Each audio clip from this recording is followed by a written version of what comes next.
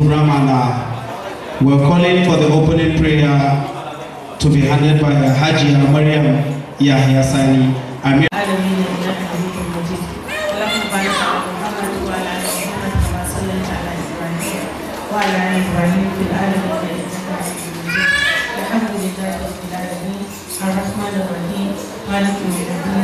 إياك نعبد وإياك نستعين اهدنا الصراط المستقيم صراط الذين أنعمت عليهم غير المغضوب عليهم ولا الضالين ربنا آتنا في الدنيا حسنة وفي الآخرة حسنة وقنا عذاب النار. May Allah subhanahu wa ta'ala bless this meeting and bless this occasion and take everybody back safely to his soul. Thank you very much.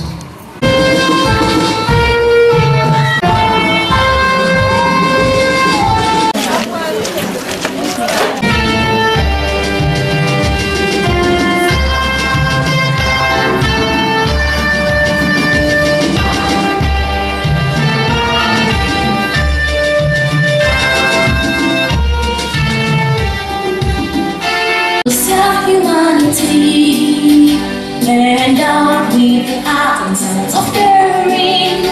We are built on integrity and discipline that transcends true and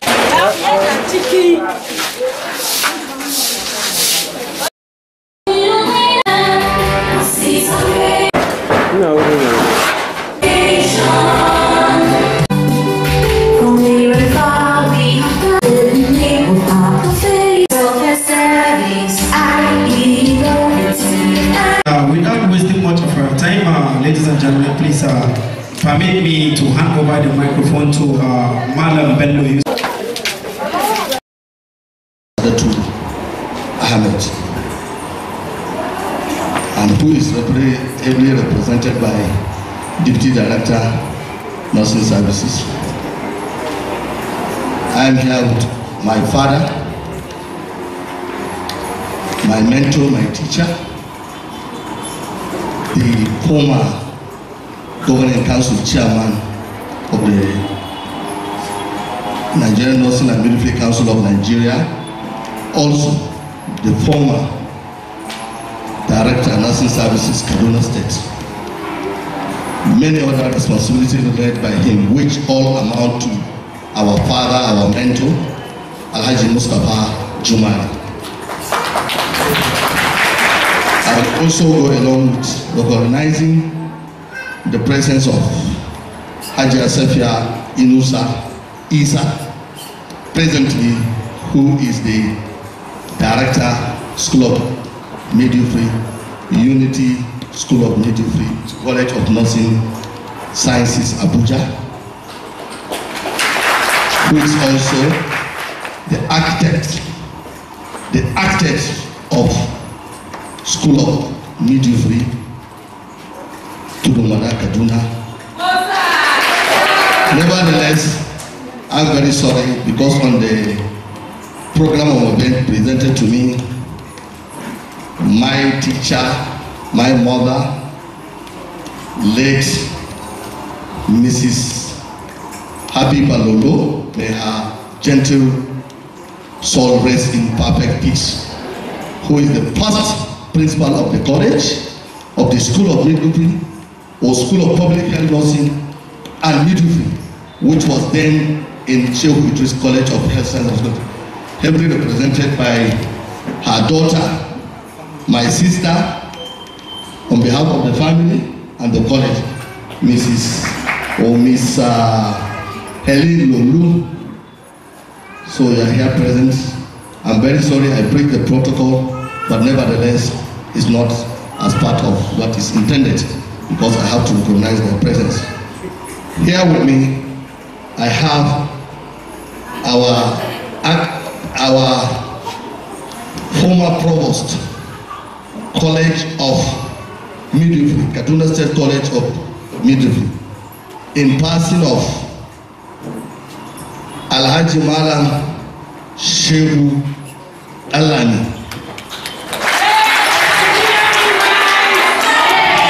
He was the first provost of the college, which history can never forget about him. here present, sir. I will also proceed and recognize the presence of Hajia Jamila, who is our, I will say mother, even though, and midwifery amalgamated under one roof by His Excellency, the Executive Governor of Kaduna State, Malam Nasru El-Rufai. With this, many achievements have been accorded in the college, both in promotion of nursing education, professionalism, education standards, which was achieved. And all this was achieved with the help of our father, Alhaji Mustapha Jumare. You are a living witness here that this college became center of excellence in the whole northern Nigeria with his effort, because it's the privilege he utilized and made this place, because we have been funded, supported by different NGOs, which came to the establishment of our library here, as well as when you go to demonstration room, the equipment we had presently, it has surveyed all over the northern Nigeria. You can never see a school or a college of nursing that has those models and equipment. Sir, we are happy to have you. With this, as an opening remark, I will not waste more time to mention but a few. We have time schedule against us, and with this, I would like to acknowledge the presence of every invited guest and professional colleagues that are here, and also the students who made it possible in making the reunion of this college. For your information, up to now, the college does not have a standards association or union, but with your emergence for the reunion, I would like you to champion this association, though you are a student, but still you are part of this student. And I hope many of you here have acquired advanced education or knowledge in nursing and midwifery practice, which both in clinical and academics. From time to time, as far as the union is constituted, we may need your immense input, both academically, morally, and spiritually, to the advancement of this college. And also, I would also like to solicit for this reunion to expand to cover the 3 campuses of the college. Whatever the case may be, you are a role model. I always appreciate and acknowledge your efforts. Thank you very much. Thank you very much. Addresses Malam Mustapha Jumare. I too cannot proceed without special regards to Malam Mustapha Jumare for the immense contribution he has given to the college from establishment up to this moment, and he has been doing it. And also other members of the high table, you are all welcome. Our former student that organizes the reunion, we are grateful. Our pressmen and other people that arrived here, we are also very, very grateful.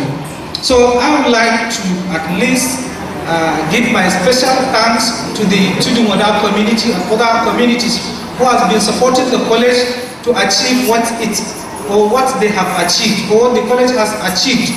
And also special thanks goes to His Excellency, the Governor of Kaduna State, Malam Nasru El-Rufai, for the support has been given to the college. I can vividly remember when I was the provost of the college, when we went for ministerial briefing, I led my complaint that the college has no adequate number of computers for accreditation. Instantly, His Excellency, the Governor of Kaduna State, gave the college 50 computers. So he has been supporting the college. And likewise, when the students graduated, they were automatically employed.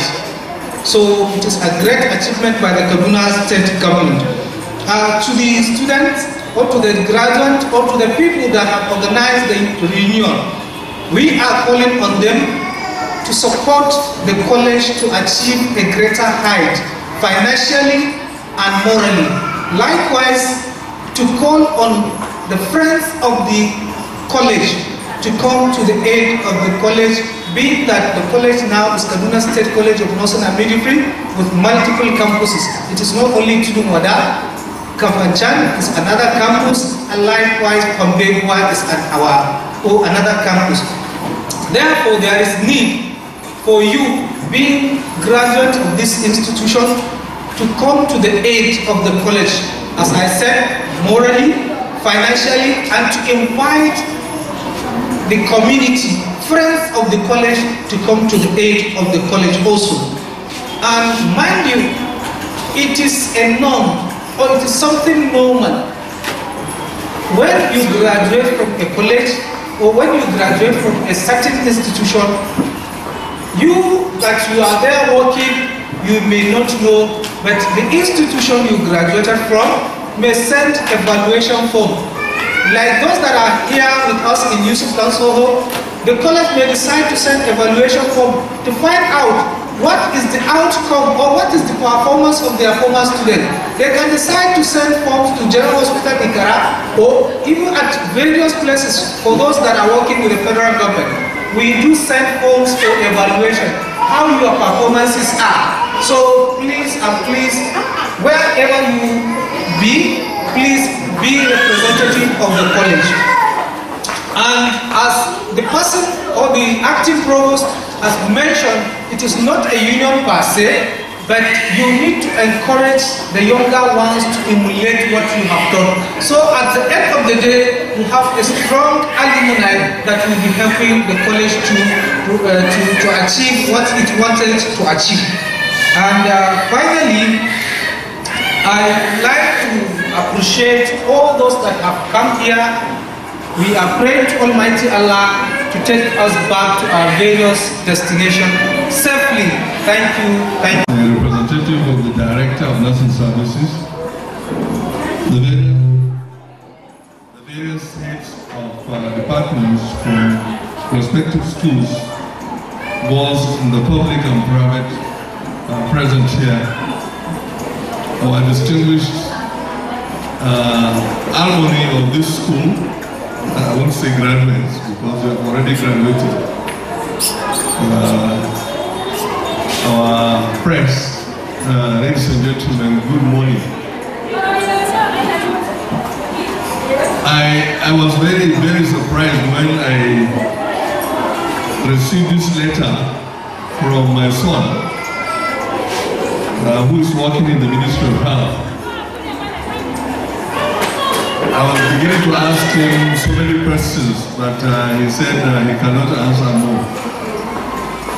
But I asked him who gave them my name, and how do they know that you are my son? Because I know that, sometimes I don't usually keep quiet. So I continued to ask him so many questions. He said, please, there's a number if I can call and then ask questions there.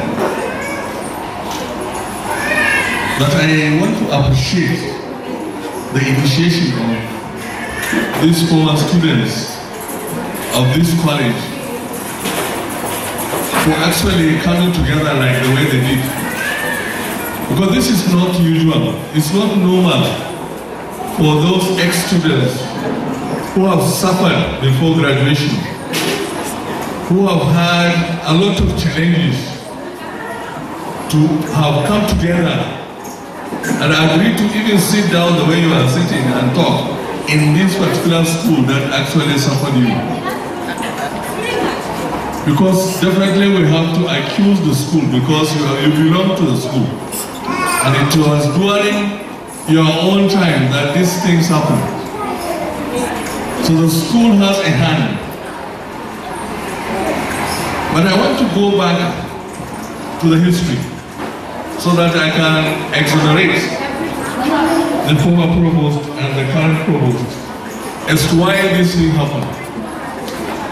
Your school is supposed to be a school of midwifery to the Kaduna. That's how the school is, or was. School of midwifery to the Kaduna. But affiliated to Shehu Idris College of Health Science and Technology, Makarantar. But from the wisdom of the former rector of that particular college in Makarantar, he decided to change the name to School of Midwifery, Shehu Idris College of Health Science and Technology.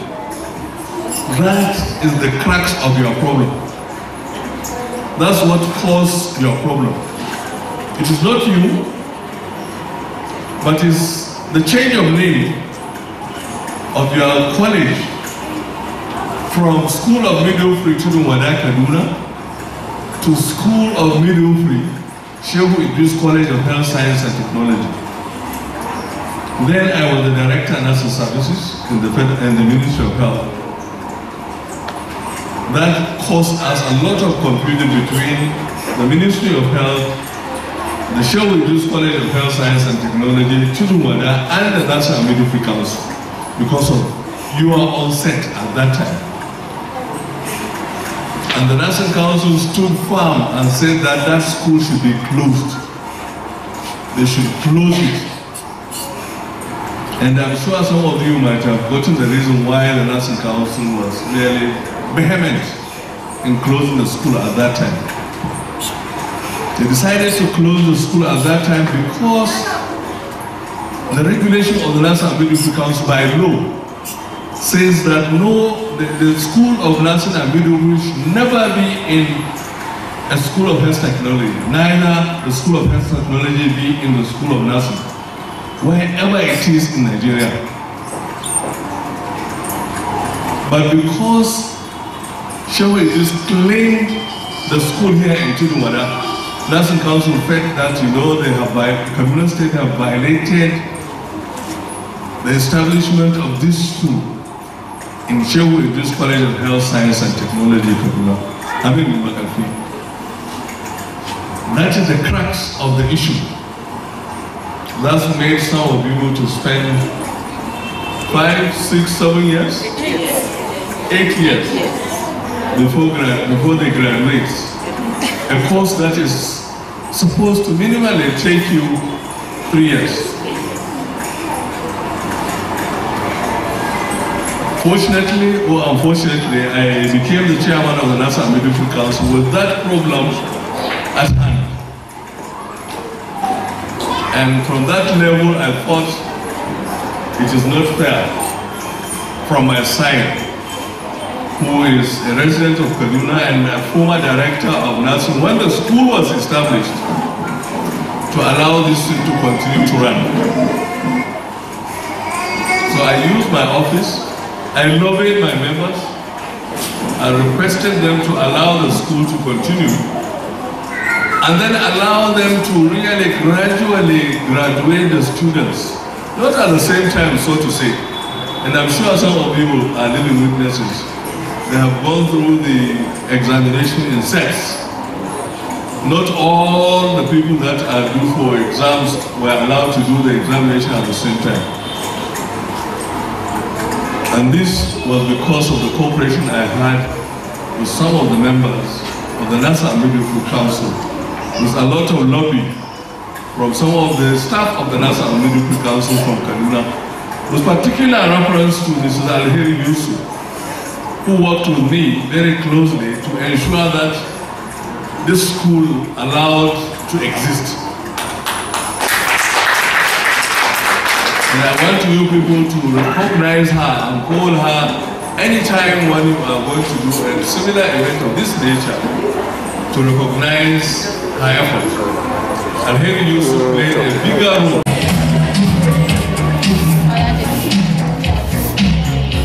Where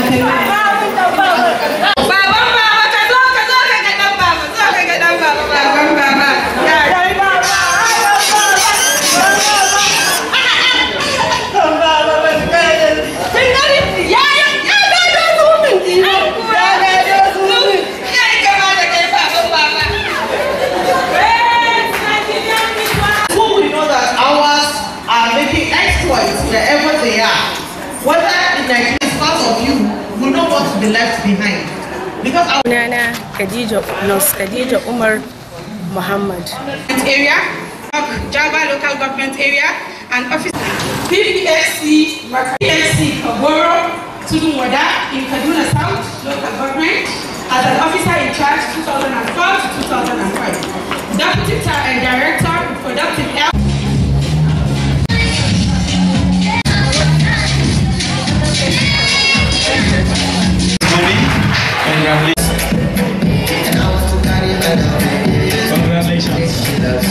Thank you very much, sir.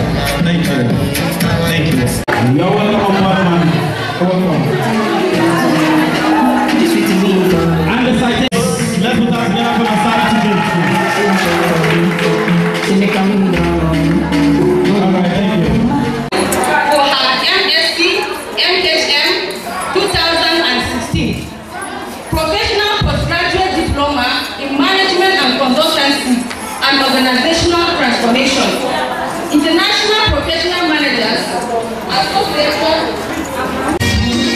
Please let's have Madam.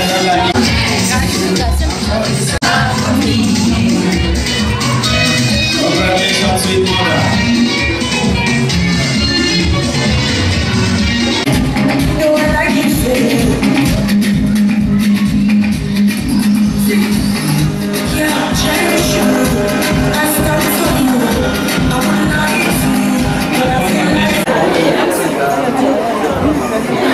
After the count of 3, we're going to abbreviate it to SOM. Then we cut it after the count of 3. And we set, all of us will spell. 1, 2, 3. SOM. Congratulations, congratulations, congratulations to all the nurses. I pray we all go back to our various destinations, and I will also be on the balcony.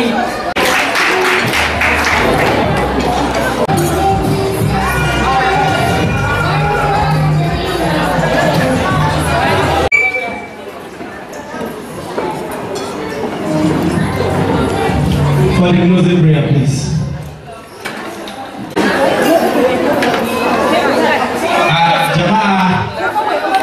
Closing prayer ba wai an ce kada ku ci abinci ba ku bar shi a nan bane a gura a zauna a ci a gama sannan a tafi in ma ba za ki iya hakura ki zauna ki ce ki tafi ba kina da leda ki taimaka ki juya ciki. For the closing prayer, thank you.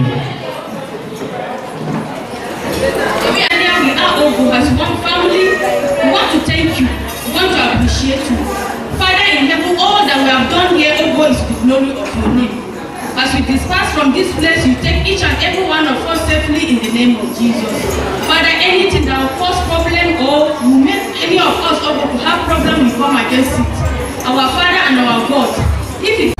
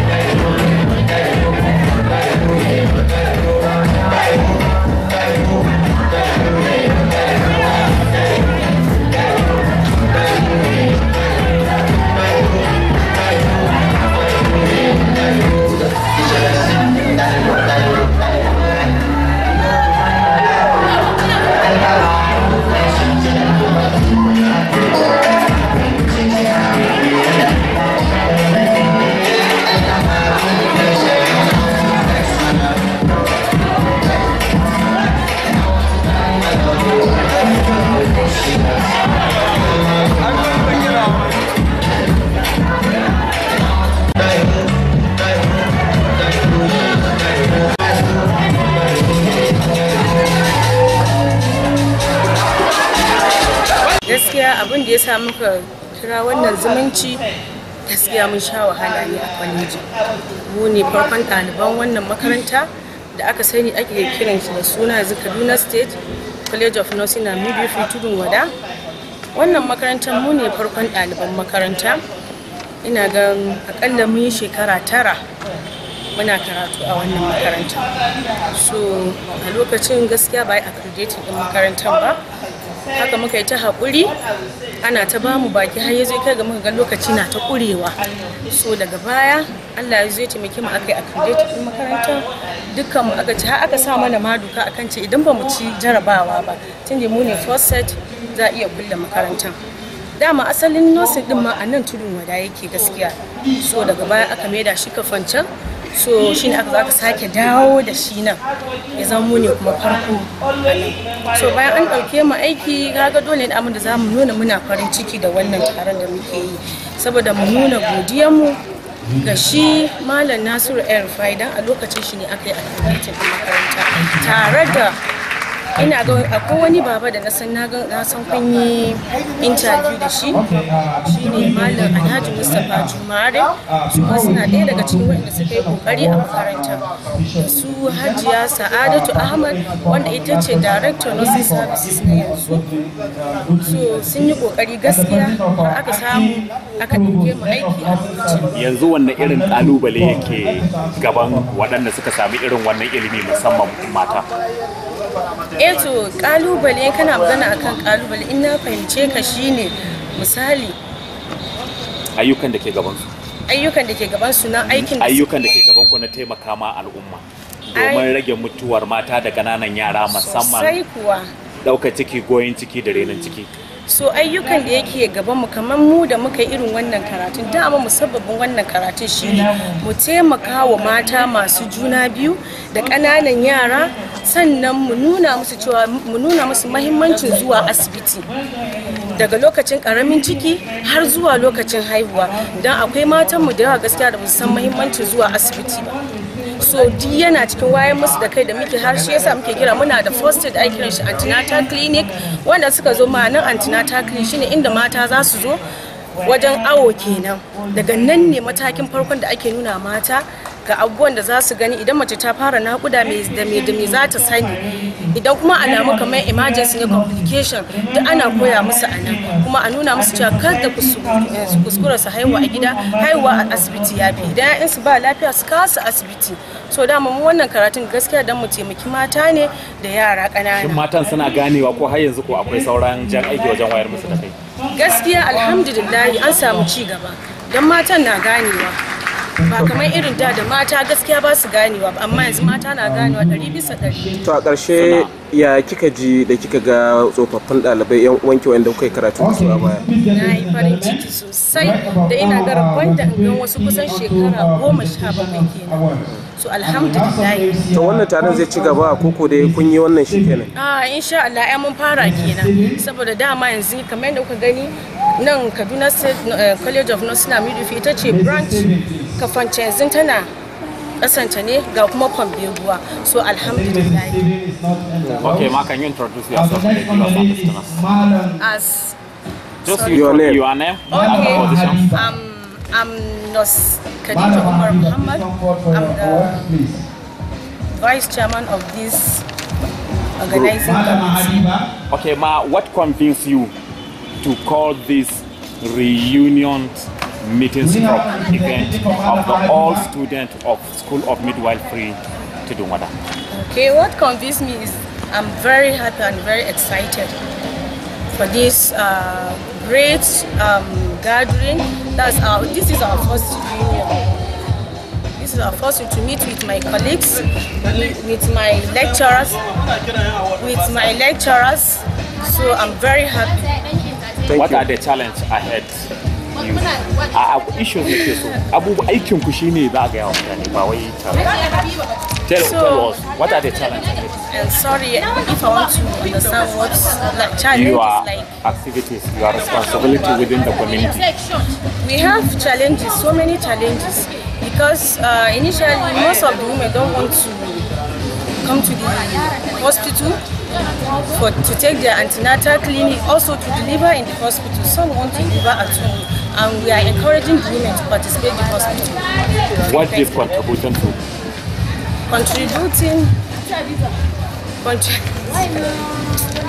Thank you.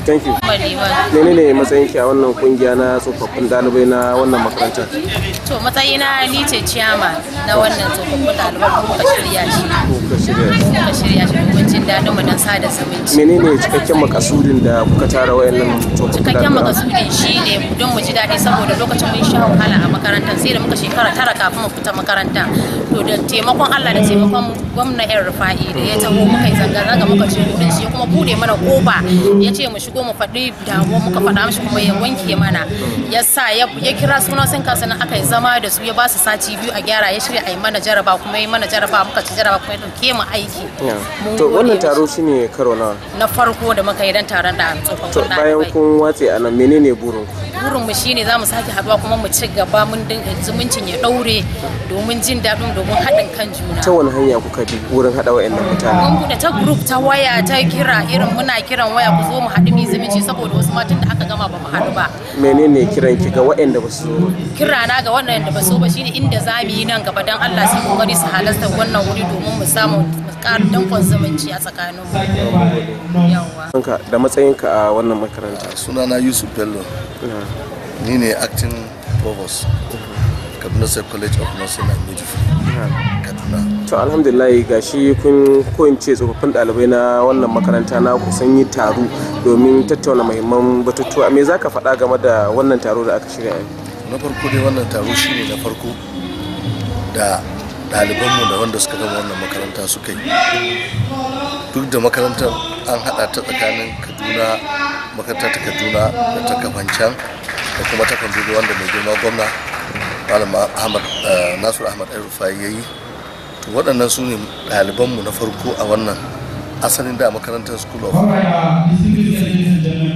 aka zo aka matanu ta zama College of ita kuma mai girma gwamna ya matanu ta zama Kaduna State College of Nursing and Midwifery wanda yake da campuses guda uku a Kaduna, Kafancan da Fambegwa. So waɗannan ɗalibai su ne na farko da suka shirya wannan abun. Wannan kuma abu da suka shirya mun ji daɗin shi sosai saboda wani tunani ne irin nasu, duk da sun biyo ta hanyar da suka zo a suka samu admission na makarantar 2009 amma ikon Allah first set ɗin ba su graduating ba sai 2017 wanda mai girma gwamna Malam Ahmad Nasiru El-Rufai yake kan shugabanci a lokacin. Wannan irin bukata ake da ita ga gwamnati da ta rinka samar da kayayyakin da za a tabbatar da cewa ana ba da koyo da koyarwa ga ɗaliban da suke halartar makaranta. Magana ta gaskiya ita ce wannan gwamnati ba abin da za mu ce sai dai Allah ya saka mata da alheri. Tun yadda ta zo ta samar da makarantar nan babu waɗannan gine-gine da kake gani. Gwamnatin Malam Nasiru Ahmad El-Rufai ya yi ta a matsayin special project da ya yi a ɓangaren lafiya.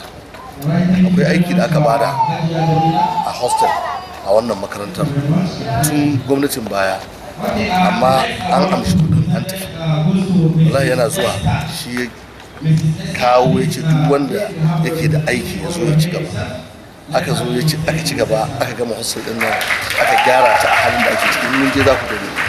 Akwai abubuwa da yawa na abin da ake bukata na training na makarantar nan har ga Allah gwamnatin Malam Ahmad Nasiru El-Rufai ya yi ta amma ka san cewa baya da za a yi bukatar ta yawa, bukata ka ce wai iyakacin ta kenan, muna da bukatu da yawa because Fambegwa wanda ita ce campus a ciki tana da bukata. Akwai ayyukoki da mai girma gwamna ya sa sama da biliyan tun kafin corona ta zo ta katar amma yanzu haka ana gab da kusan gama wannan ayyukan. In ka je Fambegwa za ka gani 80% wallahi an cimma aikin, sai dai kawai magana 'yan kwangila ne da za a ba su kudadensu kuma ya masa hannu a zo a ci gaba. Irin waɗannan makarantu waɗannan irin gibi suke cikewa wajen kiwon lafiya? Ai ba karamin gibi suke cikewa ba, saboda na farko dai duka ma'aikata da suke jihar Kaduna da waɗanda ma jihar Kaduna take ba da ƙasan waje daga wannan makarantar tsakanin Kaduna da Kafancan da Fambegwa. Saboda yanzu haka set na Fambegwa da makarantar da Malam Nasiru ya kirkira to mun samu ɗalibai da muka yi 73.33% wato daga cikin 100 waɗanda suka zauna mun dai fitar da ɗalibanmu yanzu haka ma wasu har ma an riga an ba su aiki. So gibin da ake fitarwa ta rashin ma'aikata na ɓangaren lafiya to gaskiya especially gudun aikin jinya da unguwan zoma to gaskiya wannan makaranta ko wannan jiha tana ɗaya daga cikin wanda take producing waɗannan abubuwa. To shin an kamo hanya cike wannan gibi ko da sauran tafiya? Ai hanya an riga an kamo ta don yanzu haka a cikin Kaduna State Health Policy da aka yi mun yi Health Policy Week da muka yi Health Week da muka yi meeting. So ina son tabbatar maka duk wani abu da ake bukata a makarantar nan da girma gwamna yanzu ya sa special intervention a kai.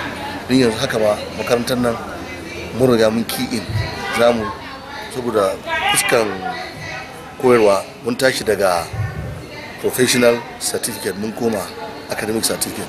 Yanzu haka National Board for Technical Education mun showing din interest namu kuma har sun ba mu respond.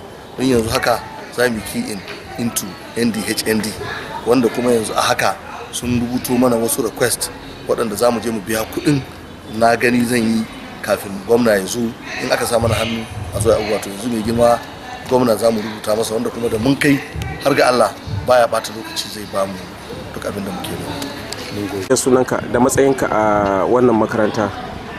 To sunana Mustapha Jumare, ni former director ne na nursing services na Kaduna State kuma former chairman na Nursing and Midwifery Council.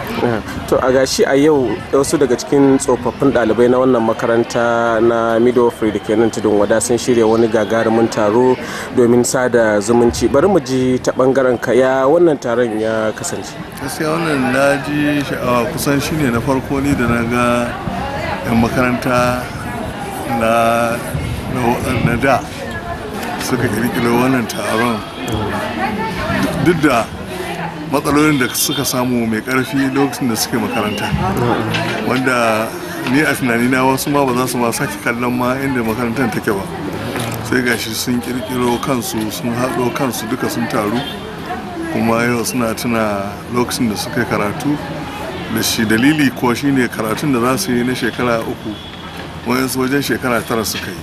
Kaga kuma wani matsala ne wanda yake ba nasu ba kawai. So amma Allah ya sa sun gama, kuma gwamnatin jihar Kaduna ta ba su aiki dukansu gaba ɗaya a lokacin da suka gama saboda yanayin abin da aka samu, kuma wannan din ya sa su ma ba su yadda makarantar baki daya suka ce ya kamata su haɗu, shine suka gayyace mu muka zo mu taya su murna cewa yanzu duk suna aiki kuma lafiyar su lau. To bayan ka halarci wannan taro da kaga wasu daga cikin waɗannan tsofaffin ɗalibai, ya kaji a ranka? Gaskiya na ji masu daɗi kwarai da gaske, saboda wayansu ma suna makarantar saboda daɗewan da suka yi wanda laifin ba nasu ne kawai ba, ya sa har sun ma wayansu sun hayayyafa, suna aiki a wurare daban-daban sun hayayyafa, amma dai wannan bai karya musu gwiwa ba. Sun ji daɗi sun zo sun ci gaba da haɗa kansu da makarantar da suka bari. To a ƙarshe menene kiranka ga waɗannan su tsofaffin? Ga irin wannan da ita ma'aikatar lafiya su ƙoƙari su riƙa bin dokokin ita wannan Nursing and Midwifery Council don su tabbatar cewa abin da Nursing Council ta tsara ana bin shi daidai, because saboda wannan ne ma ya sa wayannan yaran suka yi zauna har wajen shekara 9 maimakon shekara 3 kawai za su yi kacal. Duk da haka nan wayansu ma sun gaji sun tafi abinsu, amma wayanda suka jajirce suka tsaya su ne nan suka haɗu da kansu suka zo suna ma kansu murna, sun kama aiki a gwamnatin jihar Kaduna, kuma sun ji daɗi da Allah ya sa har suka gama wannan karatu. Ni sunana Maryam mai haya Sani, shugaban Umar Hayar Foundation. To kina ɗaya daga cikin wanda suka halarci wannan babban taro da wayannan tsofaffin ɗalibai suka shirya a yau. Ya kika ga yadda taron nan ya kasance? To a'udhu billahi minash shaitanir rajim, bismillahir rahmanir rahim. Gaskiya taro ya ƙayatar saboda wani abu ne da ba su taɓa yi ba kuma suka fara yi, wanda ya kamata a ce kowane makaranta ko da primary school ne a ce kuna irin wannan taruwa ku haɗa junanku ga yadda ko ganin junan ma da za a yi yana da fa'ida. Bare irin wannan taro ana haɗuwa ne domin a ga yadda za a ci gaba da makaranta, yadda makaranta za ta samu ci gaba har da ma wasu abubuwa. Ana yi miki lakabi da uwan marayu. Ta ina rashin zuwa awon ciki da ɗaukan matakan da suka kamata a asibiti wajen haihuwa ke taimakawa wajen samar da ƙaruwar marayu ta fuskar mutuwar iyayensu a lokacin haihuwa? To a gaskiya lallai rashin zuwa awon ciki yana kawo bala'i, saboda mu a da ka gane Umar Hayar Foundation ƙauyuka muke shiga. Akwai lokacin da muka je wani ƙauye a wata 3 mutum 12 mata 12 suka rasu a rashin zuwa yin wannan. Wata ta haihu ga ɗayan ya ki fitowa aka ci kai ta asibiti ma ta karasa haihuwa. Wasu da ganin za a kashe kuɗi a irin wannan to a haka da 'ya'yan da ita uwan haka aka rasa su. To haka yana kawo bala'i kala-kala a cikin irin wannan. Domin an ji akwai taimakon da za a yi maka, akwai sauƙin da za a iya baka na wajen irin ko allurai ko magani ko kariya daga infection. Saboda haka yana da muhimmanci a je a yi antenatal. A matsayinki na uwa ga al'umma ina mafita? Mafita shine duk da dai an yi ilimi amma ya kamata a ƙara wayar ma mutane da kai. Kaga yana abin da suka yi yana da kyau. Ya kamata wata rana kawai a je wani ƙauye ko anguwa ko wani wuri a ce an tara matan wurin an yi musu irin wannan drama ko kuma an faɗakar da su a kan irin wannan, ina ganin zai taimaka. Ko da ba a da kuɗin da za a shiga gidajen rediyo da wane ne irin community reach out ake ce mishi, za a iya irin gabatar da irin wannan wayarwa da kai din Allah da kuma za a samu ci gaba. Ana kira na Hajiya Safiya Idris Isa.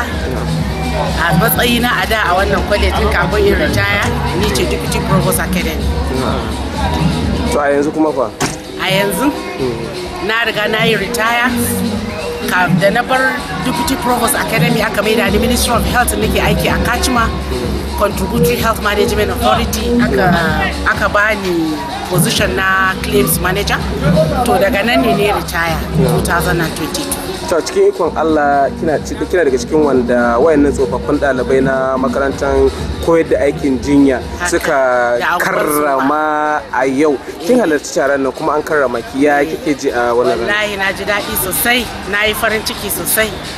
Ba su da mantuwa, yaran ba su da mantuwa, sun san wahalar da muka sha a lokacin da aka zo aka ce ba za su ci gaba da karatu ba don saboda ba a ba mu izinin kafa makarantar ba a lokacin da aka zo aka ɗibe su a kan ɗalibai maimakon su shekara 3 sai da suka yi shekara kusan 9 suna karatu a wurin nan. To ba wahalar da ba mu sha ba da yaran su yi fushi mu ba su haƙuri su ba mu haushi, haka dai muka yi ta tafiya da su har lokacin da Allah ya kawo mana da aka zo aka samu provisional accreditation 2014, sannan suka ci gaba aka zo aka samu full accreditation kuma sai. To bayan kin yi tozali da wayannan ɗalibai na ku, yaya kika ji? Wallahi na ji daɗi. Dama addu'a mu guda shine duk yaron da ka koyar akan ka kai malami ka koyar da ɗalibi kaga yana cin gaba ya zo ya zama wani abu, kai daɗin ka ne, alfaharin ka ne. Dan saboda wallahi ba mu san za su irin wannan tunanin ba, har da za su organize reunion har su kira mu su appreciate ɗinmu a bisa kan taimakon da muka yi musu a lokacin da koyarwar da muka yi musu. To a ganin ki me ya jawo har aka baki wannan lamban girma da karrama? To a wani lokaci kai baka sanin cewa abubuwan da kake yi wani ke karantawa, ba kai ba za ka sani, kuma halin da zaka samu mutum a ciki da zaka taimaka mishi a lokacin ba za ka taba sanin zai waiwaye ka ya juyo ya zo ya ce maka nagode taimakon da kai mun ba. A cikin su akwai masu aure a lokacin, akwai wanda ba su yi aure ba, sun samu matsaloli da yawa da mazajen su, sai da muka shiga ciki muka zama kamar counselors, muna counseling mazan, muna ganar da su a irin wannan makarantar ga yadda take, su ma aikin ga yadda yake. Matsalar da aka samu ba laifin ɗalibai bane, ba laifin malamai bane ba, amma gwamnati ita ta kafa wannan makaranta, ita ta sayar da za ta yi ta samu musu yancin su. A ƙarshe menene kiran ki ga wayannan tsofaffin ɗalibai? Kira na a gare su shine yadda suka gani ma na excelling, ba wai na zauna bane, na kai wannan level din da nake. Ina son dukkan su taso su ma su fi level din da nake a yanzu haka, don saboda ka samu dan wannan certificate din ba shi kenan zaka je ka zauna ba. A'a, zamanin da yanzu ya canza kwata-kwata. Ko digiri ke gare ka samu aiki wahala ke gare, masters wahala samun aiki yake gare shi. To balle sai wani lokaci akan yi wayin ne between doctors ko irin masu PhD da masters, shine zaka ga an samu aiki. Amma wajen kana da degree ko HND ko diploma ko ai ba za ka samu aiki ba, komai ya canza. Saboda haka kowa zai zage dan tsere ya koma makaranta ya samo innan takardun shi ma ya hada da ya zama wani abu.